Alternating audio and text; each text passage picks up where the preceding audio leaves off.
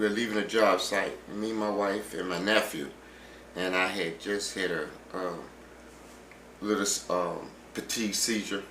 So she drove instead of me. I was in the passenger seat, in the middle seat, and my nephew was in the on the passenger seat.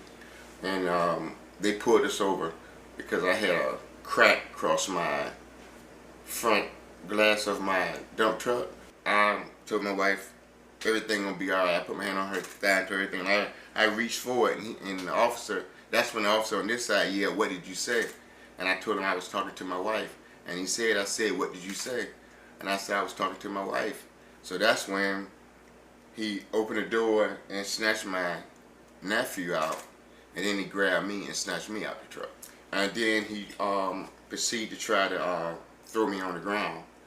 And I was holding my balance, so he wouldn't throw me on the ground. So then that's when he started throwing punches.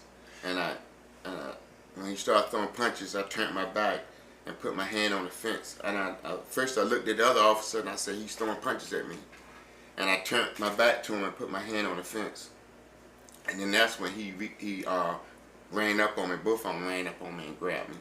Officer Evans, he grabbed me and tried to, put me in a chokehold or whatever. So we slipped back, all three of us fell down.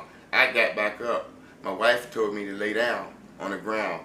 And when I laid on the ground, exactly what I didn't want to do, when I laid on the ground, that's when it really got nasty. They jumped with the knees in the back of my head, and the officer Evans hit me in the back of the head. He grabbed me around my neck when I was down on the ground. When I was laying down on the ground, he hit me kind of like in a chokehold, and I felt like he was cutting my breath away from me. My seizures got worse.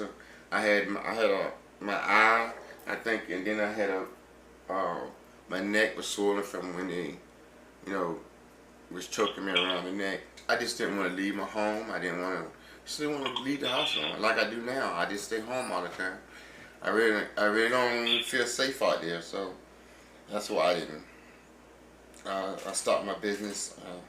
Didn't feel comfortable anymore. I had been doing it going on 20 years. It's still been a struggle getting over this thing. It really has.